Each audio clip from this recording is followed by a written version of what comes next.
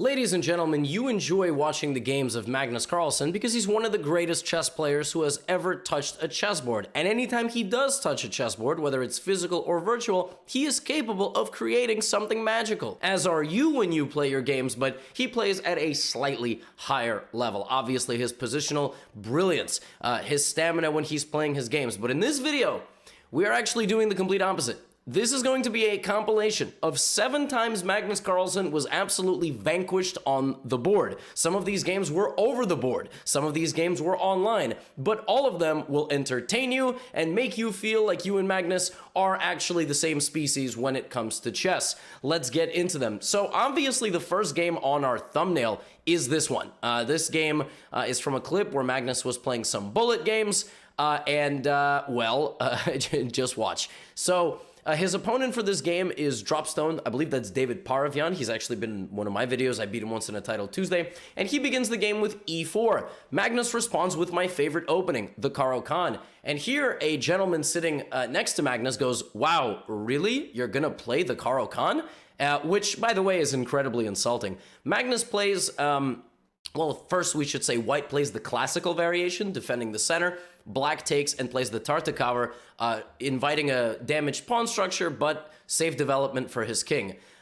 There is also the option to play the Karpov variation, the classical variation with bishop f5, and the Botez variation with queen to d6, losing the queen. So knight f6, knight takes f6, e takes f6, and both players are just playing normal moves. But here, white, rather than employing the main line, which is c3, queen to c2 to line up on this diagonal and put the knight in front of the king to safeguard it, white plays the move queen h5. And David Paravyan played this move because in this position, he anticipated that Magnus would simply be pre-moving short castle, right? He played queen h5 because he anticipated this, and that's exactly what happened, and then he won by checkmate. And this is how Magnus Carlsen lost the game of chess in 8 moves. And even though it's bullet and seemingly meaningless, I don't think it was that meaningless for Magnus, at least not by his reaction, which was this. 7 points ahead, playing Mr. Dropstone. You're really playing the Caro-Kann? Rude. No worries. You're good, still good. Go ahead. So Magnus, dared to play the Caro-Kann and dared to lose. Dared to lose immediately with the move queen to h5. Now, obviously, what you do if you see the move queen h5, you can play g6, for example, blocking both the bishop and attacking the queen and then completely safeguarding your king prior to castling. Queen h5 is a very nasty move, anticipating that black would be playing the move short castle. And Paravyan wins. So do Magnus's hands against his shirt, as his short shirt was promptly torn. But obviously that's bullet, right? And that's going to be the only bullet game I entertain you with today. Let's jump around to a couple of other very interesting games. Let's go to this one first. So this is a game that Magnus played with the white pieces. This is a chess 960 game. So he's playing against Alexander Grishuk. And you'll notice that the back row of pieces is completely shuffled. That is because this was a game played on chess.com. On chess.com, the back row isn't shuffled, but it was an online game of chess 960 where the back row has 960 possible different setups. Wow, did you hear that? I heard that. You know, normally I complain about noise outside of my house, but wow, that was loud. It's a setup where all the pieces get shuffled, but the king still has to be between the rooks. And this king can castle this way with this rook, and this king can actually literally just do this on move 1. That's actually how you would long castle. So as long as the bishops are on opposite colors and the king is between the rooks. So Magnus begins with e4. Now, controlling the center is still important, but obviously it's going to be for f4, develop his have at least an opening of the dark squared bishop. Grishuk responds by also moving the pawn in front of his queen. Magnus builds a nice blockade, and Grishuk develops his knight on b6. This is not a great move, because probably white can go c4 and immediately go after the knight, and really, white's pawns here are doing a nice job controlling the black knights from attacking the center, but Magnus chooses d4. The problem with the move d4 is that now Grishuk gets to develop his bishop with a tempo, attacking Magnus's queen, and then he can immediately begin blocking the light squares. So he can play d6, something like this, and even if Magnus gets to play b3, the bishop will always be safe on a6, and this bishop is just a menace to the white position. So d6 is played.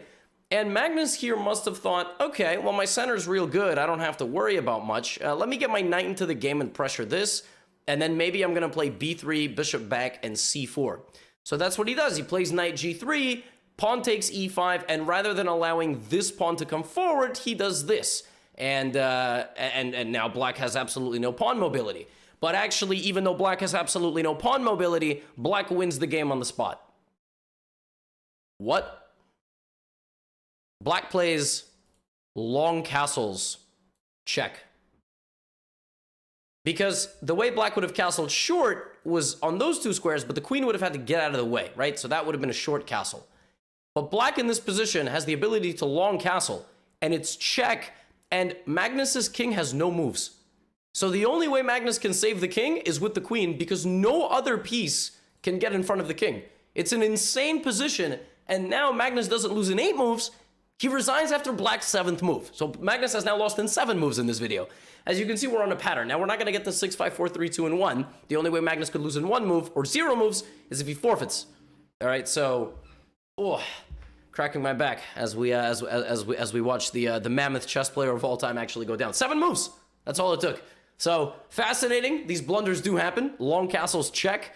And that's it. Magnus decides not to play on down a queen, respecting Grishuk's intellect. And, well, that's 2 games. All right, the next game that I have for you is a very fun one. This was a 3-2 blitz game. By the way, another username. This is the 3rd Magnus username that we are on. And he's going up against Russian Grandmaster Konevlad, a.k.a. Vladislav Artemyev, I believe. This was a funny game. So Magnus actually in this game plays one of my other favorite openings, which is the Vienna Gambit. He plays f4. He actually played this in a 3+2 blitz game. So like not a nonsense blitz game. I mean, 3-2, there's increment. You can't really dirty flag anybody. So the level of play actually is quite a bit higher than bullet and even regular blitz. Konevlad knows his theory, so he plays the main line, which is counterattacking the middle. We have fe4, knight e4, and now Magnus doesn't even play d3 or knight f3, which are the 2 most popular moves. He plays my move. Queen f3. I mean, not my move. I didn't invent this, but this is what I recommend to everybody. That move targets the knight in the middle of the board. Artemyev doesn't play the line where white gets everything. Like, he doesn't play the line where you just give white the best possible position, which is probably what a lot of you face when you play this. Instead, he plays knight c6, which counterattacks the pawn in the center of the board. Magnus pins it, and now he takes. This is considered the main line. Here, white can play bc or dc, and most people in this position will play a bishop to e6 or something. But again, Artemyev being 2960 in blitz and also, 2700 regular over the board, plays the main line, which is queen h4 check and queen g4, but also queen e4 is completely fine, trading off the queens. Magnus chooses to gobble the pawn in the center of the board, and this was actually Artemyev's entire purpose. He wanted Magnus to do this so that now bishop d7 comes, which blocks the bishop, and we're going to long castle and counterattack your queen. So it's sort of bait, right? He baits Magnus into his position. He's like, all right, Magnus, come and get this pawn. Under normal circumstances, this is probably just a bad idea, but in this circumstance, it's actually not so horrible. And here play might continue bishop f4, long castles, and white might take this pawn. And then black might, I don't know, play something like bishop e6, and the queen is trapped. But now you can counterattack this queen, and this queen is also trapped. It has nowhere to move without being taken by white's queen. So instead of all that, because obviously it's a blitz game, Magnus, after long castles, is like, this is kind of unpleasant. I'm going to come back and attack Vlad's queen. Vlad moves the queen out of the way, and Magnus long castles himself. So it seems like he's completely fine. Seems like he's doing completely fine, and, black is going to go bishop e6, and Magnus will move his queen somewhere. This is actually the only safe move, except for g2. So he's got to choose which way he's going to retreat, and play will continue. But in this position, different than the last 2 games, but sort of similar, Magnus goes, wait a minute. I think I'm going to play this other move, which I think my opponent overlooked, right? So Magnus plays the absolutely incredible move, queen takes c6. Wow. The purpose of that move is that when black recaptures on c6, bishop a6 comes, and the king is cut off from the d file and the b file by the rook. So king b8. And then we zoom in and take the rook. And black's only method of saving the king is not just losing the bishop. Black must also part ways with the queen. When the dust settles, one guy is on a horse, the other guy has no horses, and therefore is winning. The guy with the horse is winning. That's all fine and good. That's all good. everything Magnus just calculated is technically correct, except one very major component of any piece of calculation that you do. What if they don't do that? So you can calculate in terms of what if they do that, but what if they don't do that? Because I'm going to tell you, after Magnus played this move, he actually resigned the game. He played the move, and he resigned. He resigned the game. Why? Well, because black can throw in the move rook takes d1. Black, before he takes the queen, can play rook takes d1 check. And now if white takes back, now none of this works because there's no rook to go to d8. You know what I suspect? I suspect that Magnus, given that it's a blitz game and you make split-second decisions, Magnus might have thought that this was the position. And in this position, this tactic works. What is the major difference? The major difference is that white has a rook that's getting in the game. And now, even though he loses his queen, he has backup. I don't think Magnus missed rook takes d1, depending on how much he had to drink. I think that Magnus simply forgot that his rook is not protecting his other rook. And because of that, he will not have a reinforcement for the captured rook, and therefore this tactic doesn't work, and therefore Magnus just lost the queen on move 13 with the white pieces in an otherwise okay position. It happens. I mean, it happens. He plays queen takes c6, and he just resigns the game. He just, okay. Listen, you and him are not so different, except you lose a queen for free. He loses it for at least the knight. And also, his was like borderline a winning tactic. But, you know, I mean, it is what it is. Next game I would like to show you is this absolutely incredible game. So this is an over-the-board game played, I believe, in France. It's a rapid game, so not 90-minute, but like 30-minute game, and they're blindfolded. This is a blindfolded chess game, okay? Magnus is playing Vladimir Kramnik, who is one of the greatest players ever. Some would even argue he is the greatest player ever, but that's a little bit far-fetched. I don't know if I agree with that, but multiple-time world champ. And Kramnik plays this variation where Magnus gets the full center of the Nimso. Now, nowadays, people play d5 here, e5, knight e4, bishop d3. I mean, it's a completely insane variation that's a forced draw. Hikaru and Wesley actually have played it a lot against each other. Wesley has played it a lot of times, but it's like a forced draw. It's been totally solved. But because this is a rapid game, Kramnik plays a little bit more cagey. He plays his pawns on the 6th rank, a little bit passive, knight e2, and even bishop a5, with the intention of maybe putting the knight here or maybe bringing the bishop back this way. In rapid games that aren't super important, you know, black can get away with playing this sort of passive setup because his position is all right, and it's very easy to visualize a position like this with black when you're blindfolded, at least when you're 27-59 and one of the best players ever. So Magnus plays d5. Kramnik plays knight b4, and Magnus is completely okay giving up his light-squared bishop because it's surrounded by light-squared pawns. And so he's not really too worried. But here Kramnik plays knight g4, and suddenly we have a little bit of an issue. Because the knights are not going to deal damage yet. The knights are going to stand still, all right, until they are prompted to deal damage. For example, if you play a3 attacking this knight on b4, I'm actually just going to go queen h4. I'm going to go full danger levels on you, and it looks like you can stop me, but you can't because of the way you've developed your pieces. So Magnus sort of played this opening in a very lackadaisical way, in a way that's sort of like, I'm just developing pieces. It really doesn't matter where they go as long as I put them out. You know what I'm talking about. You develop, and then you'll figure it out. So this kind of slightly lazy approach to kind of not really care about black's positioning, right? Blocking your own dark squared bishop gets him in a bit of trouble. And it's rapid. So it can go rapidly downhill, pun intended. He plays the move bishop b1, which again, it's a step out of the way of the knight, fine. Here comes queen h4, and Magnus plays queen f4. Now, he is simultaneously defending this and this, right? But here comes Kramnik f5. f5 is an incredible move. And this move might activate the bishop and the rook at the same time. The best players in the world, that's what they do. They activate multiple pieces with one move. And it's not a move with one of those pieces. So, yeah, I mean, they're just incredibly good players, right? So f5. Magnus here should really go for a queen trade and maybe just try to play this position. He chooses to take on f5. And now we have the big reveal, which is this move, bishop takes f5. And I always say, when a move is impossible, but it's played, and turns out that it can be played, it's bad news. You can't take on f5 because I'm just gonna take you. Like a move that you absolutely did not expect, because when queen f5, queen h2 is mate. So you're mated. Let's not forget, the queen is serving a defensive purpose. It is not an offensive piece. Therefore, when this happens and you go queen g3, I will continue to bulldoze you. Yes, I can play this move, lose my queen, double check, and then rook f1. Double check with the knight and that beautiful bishop on b6. So what Magnus tries to do here is get out, but here's the problem. Kramnik is not stopping. The attack continues, and the bishops retreat. Look at this. The queen is just hanging. Queen's just straight up, absolutely hanging. And just like in the last game when Magnus thought that his rook had reinforcements, look at this. Rook takes f8, but see, Kramnik has a reinforcement. The rook reappears on the f-file, and after queen h4, rook f1 just leads to a mate. So knight back to g1, into f1, and now bishop h7. One final trick.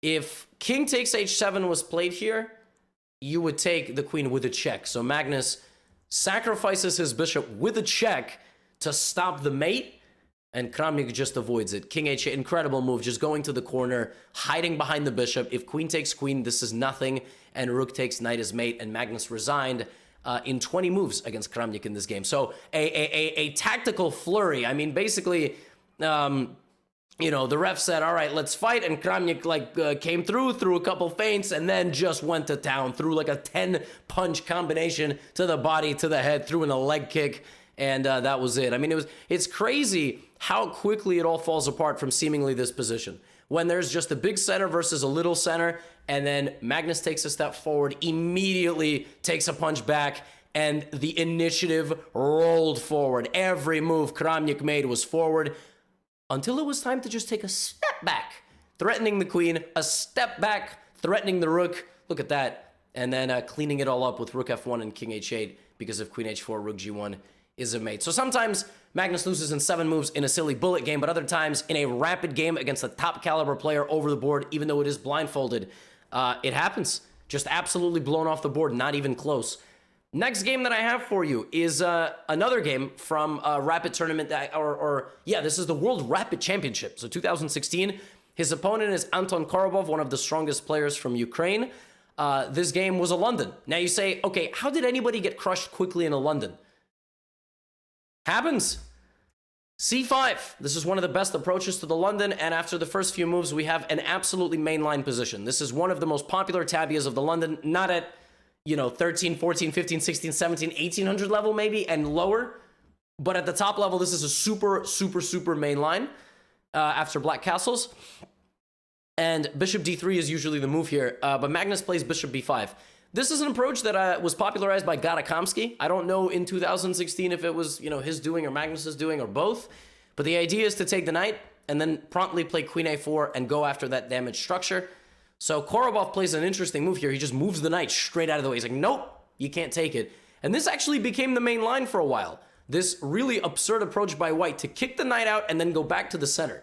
So the bishop is not a target anymore, all right? Korobov plays b6, and Magnus attacks in the middle with e4. This is considered quite nice for white. Korobov now opens up the h-file for Magnus as well. So Magnus actually getting everything in this game. d4, knight e4, knight g6. And if Magnus in this position had played knight e5, he very well could have won this game. Knight e5 is the way forward. Why? Like, let's say black plays bishop b7. Because knight f6. And the threat is if queen here, there's a fork. And if gf6, queen h5, and black resigns. And we put this into Magnus Carlsen compilation, defeating people in 15 moves. So knight e5 is just a really, really strong move. If knight e5, you have knight f6 and bishop h7 stuff, and the game is simply over. So... but Magnus, instead of that, plays this move, and Korobov sacrifices a pawn. So he doesn't take back. He says, you know what, let's do this. And for a moment, I'm actually down 2 pawns. So just like if you look at the position, I'm not even taking back on b6. You can have it, Magnus. I'm going to attack you in the middle. At this point, Magnus is probably like, wait a minute, this is kind of unpleasant. I mean, I thought I just had a big attack, but my king is still in the middle. The board is opened. Where's my attack? I can't move. I mean, if I play knight d2 and queen h5, Anton will just play h6, right? So rook d8, queen h5. Where's mate? King can even run this way. So he says, okay, I'm going to take the knight. All right, when you take back, I'm going to get my queen in here and attack your bishop. And Korobov's like, that's cool, queen b6. It's defended now. B2 is hanging. I'm only one pawn down. You have no attack. Your king's still stuck dead center. And a lot of stuff is hanging, Magnus. So knight g5. Now, knight g5 is a very funny threat. The threat of knight g5, for example, is rook h8. King here, check, and then mate. So trying to do it with tempo. Here's the problem. Here comes this move. Okay, that stops the threat because at least the queen move is countered and the rook is hanging. But what do you... Whoa! Whoa! Long castles by Magnus. He castles long. He's sacking this because he thinks that this is winning. He's right. He's right. He has the right idea. But what if Korobov threatens mate himself? What if he plays rook a b8 attacking the b2 pawn? What are you going to do? I don't know. Well, you got to stop mate, so let's play b3. But here comes queen f2. Korobov has absolutely no intention of getting mated. All right. Rook fc8. He's not getting mated. Rook fc8 is coming. I mean, what is going on? Magnus plays queen g4. Still looking for some sort of attack here. Threatens mate again. Rook h8, king h8, queen h4. And now a cold-blooded move by black, which is both offensive and defensive. And that move is rook f to c8. And Magnus is totally laser beamed here. And this doesn't work anymore. You can sacrifice and you can chase the king, but the king gets to this very important square and then ultimately gets away. And black will be delivering the final blow. So Magnus plays king b1. One pawn falls in front of the king. We have devastating threats incoming with rook takes b3, queen on the second rank, queen b4. Magnus always has one final trick, like he also did against Kramnik. Oh no, my queen, if you take it, rook d8 is a mate.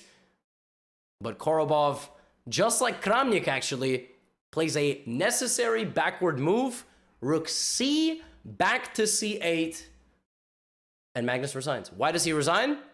For example, why doesn't he just go back? Queen c2, king a1. And you can probably repeat, but you can also just play rook takes b3. And you have like some mate. I don't know where it is. It's like probably in 5 or 6 moves. A b3, queen b3. So the most important thing here, this is actually very instructive. You cannot play moves like rook c2. That move looks great. Looks like you threaten a million mates in one. Except you lose. So every move here has to be a check. You have to check and move the rook with a tempo. And now here, and now here, and now here, and now here, or here. Instructive? Yes, it is. All right, it's never too late to learn something from a game of chess. You have to check the king and move the rook with the tempo. People love mating nets, but they hate looking at how the opponent can mate them first. So don't be selfish, all right? And that is why Korobov won this game and why Magnus resigned. Next game I have for you, actually, we'll save this one for last. Next game I have for you is this one against Pelletier. This is actually the fastest game Magnus has ever lost in classical chess as a grandmaster. Yeah, I'm pretty sure. 2005? Yeah, I think this is from 2005 or 2006. It's in Biel, if I'm not mistaken. I hope all that information is right, otherwise I'm a complete clown. Yannick Pelletier is the opponent, French-sounding name, but from Switzerland.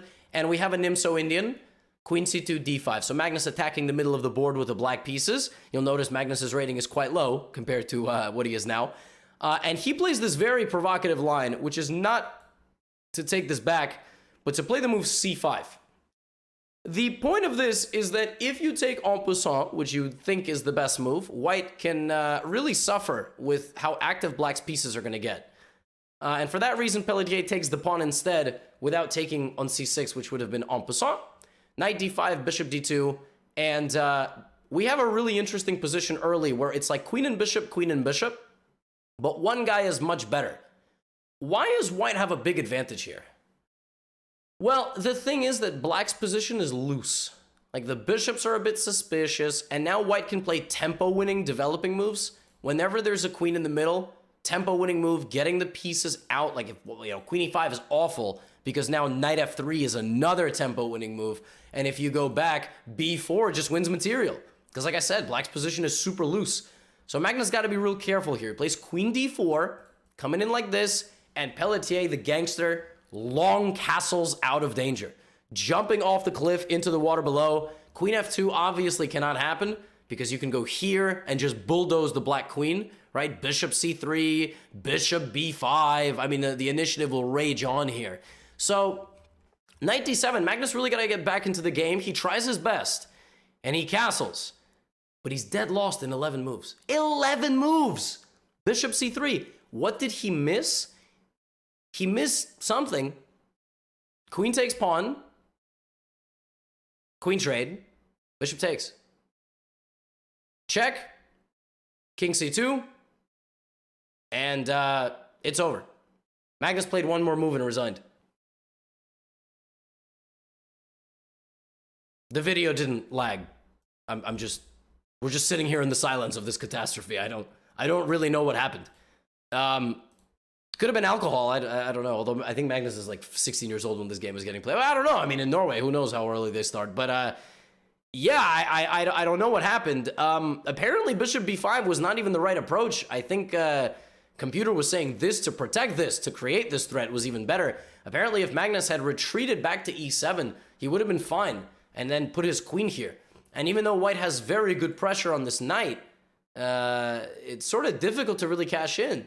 Why? Because, like, let's say, oh, I apologize, the bishop is hanging. Let's say something like queen a4, right, to add even more pressure. Now black can castle. And you say, Levy, I don't understand. Bishop takes d7. Takes. You can't really come in with the queen. This counterattack is too strong. And you can't come in with the rook because this counterattack traps the rook in the corner of the board. So Magnus actually, after bishop b5, was mildly let off the hook. But he completely didn't see the way to get out and just got, I mean, it just got vanquished. I don't know. 15 moves? 15 moves. And the final game that I have for you is actually kind of a recent game. This was, there was a period of time where Magnus played, there was like a day or something, maybe 2 years ago, when Magnus made a brand new account on chess.com and was playing some Blitz, and his username was Menu Garden. God knows what that is. And his opponent was Luis Paulo Supi, who, Brazilian Grandmaster, very strong. I hate playing him, beats me all the time.